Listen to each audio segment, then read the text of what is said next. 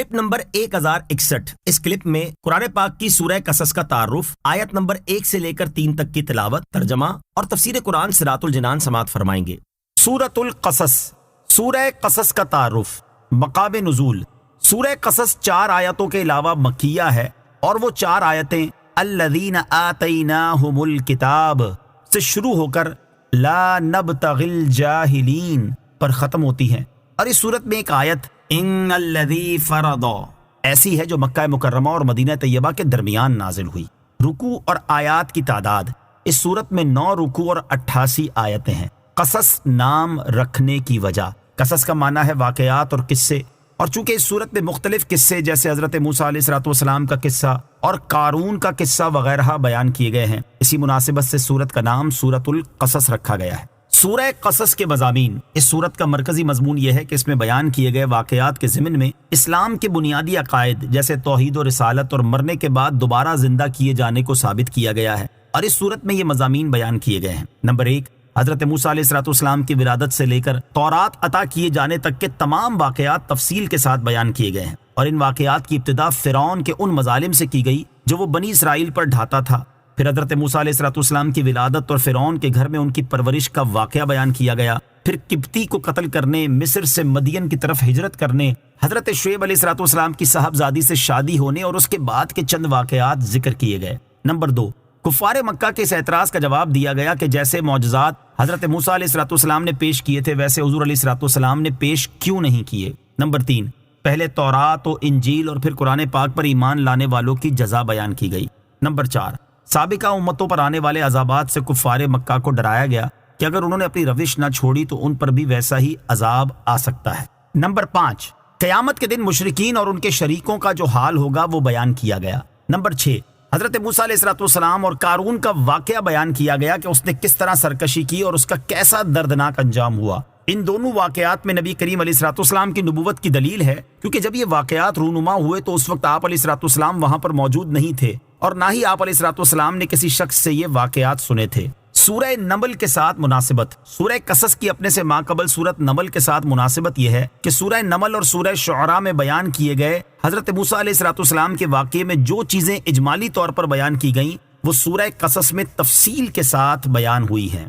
بسم اللہ الرحمن الرحیم۔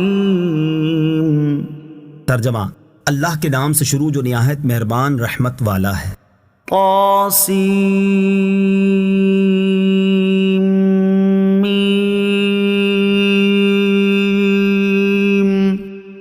تلک آیات الکتاب المبین۔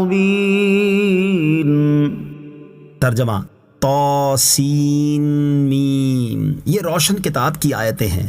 طاسین میم، یہ حروف مقطعات میں سے ایک حرف ہے، اس کی مراد اللہ تعالیٰ ہی بہتر جانتا ہے۔ تلک آیات، یہ آیتیں ہیں، یعنی اس سورت کی آیتیں اس روشن کتاب کی آیتیں ہیں جس میں حلال و حرام کے احکام، حضور اقدس علیہ السلام کی نبوت کی صداقت، پہلوں اور بعد والوں کی خبروں کا بیان ہے، اور اس کتاب کی شان یہ ہے کہ وہ حق و باطل میں فرق کر دیتی ہے۔ یہاں روشن کتاب سے مراد قرآن مجید ہے، یا اس سے لوح محفوظ مراد ہے۔ لوح محفوظ اور قرآن مجید کے روشن کتاب ہونے میں فرق، یاد رہے کہ لوح محفوظ کو بھی کتاب مبین فرمایا جاتا ہے اور قرآن کریم کو بھی، البتہ ان دونوں میں فرق یہ ہے کہ لوح محفوظ اللہ عز و جل کے خاص مقبول بندوں پر ہی ظاہر ہے، جبکہ قرآن کریم ہر مومن کے لیے ظاہر ہے، اگرچہ اس کے اسرار و رموز کی معرفت بھی خاص بندوں کے ساتھ خاص ہے۔ نتلو علیک من نبأ موسیٰ وفرعون بالحق لقوم یؤمنون۔ ترجمہ، ہم تمہارے سامنے حق کے ساتھ موسیٰ اور فرعون کی خبر پڑھتے ہیں ان لوگوں کے لیے جو ایمان رکھتے ہیں۔ نتلو علیک من نبأ، ہم تمہارے سامنے خبر پڑھتے ہیں۔ ارشاد فرمائے کہ اے پیارے حبیب علیہ السلام، ہم آپ کے سامنے حضرت موسیٰ علیہ السلام اور فرعون کی سچی خبر ان لوگوں کے لیے پڑھتے ہیں جو ایمان رکھتے ہیں۔ یہاں ایمان والوں کا بطور خاص اس لیے ذکر کیا گیا کہ یہی ان واقعات سے حاصل ہونے والی نصیحت کو قبول کرتے ہیں۔ نیز یاد رہے کہ اس سورت سے پہلے 19 سورتوں میں حضرت موسیٰ علیہ السلام کا واقعہ ذکر ہو چکا ہے، اور اس سورت کے بعد مزید 17 سورتوں میں آپ علیہ السلام کا واقعہ مذکور ہے۔ اتنی کثرت سے آپ کا واقعہ ذکر کرنے کی ایک وجہ یہ بیان کی گئی ہے کہ اس میں حضور پر نور علیہ السلام کی نبوت کی خاص دلیل تھی، کیونکہ اب بغیر پڑھے اور تاریخ دانوں کے پاس بیٹھے بغیر ایسے سچے واقعات بیان کر رہے تھے، اور یہ وحی کے بغیر ممکن نہیں۔ دوسری وجہ یہ بیان کی گئی کہ عرب میں حضرت موسیٰ علیہ السلام اور فرعون کے واقعات خاص و عام میں بہت مشہور تھے، اور ان واقعات میں بنی اسرائیل نے بہت سی غلط باتیں ملا دی تھیں، اس لیے اللہ تعالیٰ نے یہ واقعات قرآن کریم میں جگہ جگہ مختلف طریقوں سے بیان کیے تاکہ اس کے غلط اور صحیح پہلو ایک دوسرے سے ممتاز ہو جائیں۔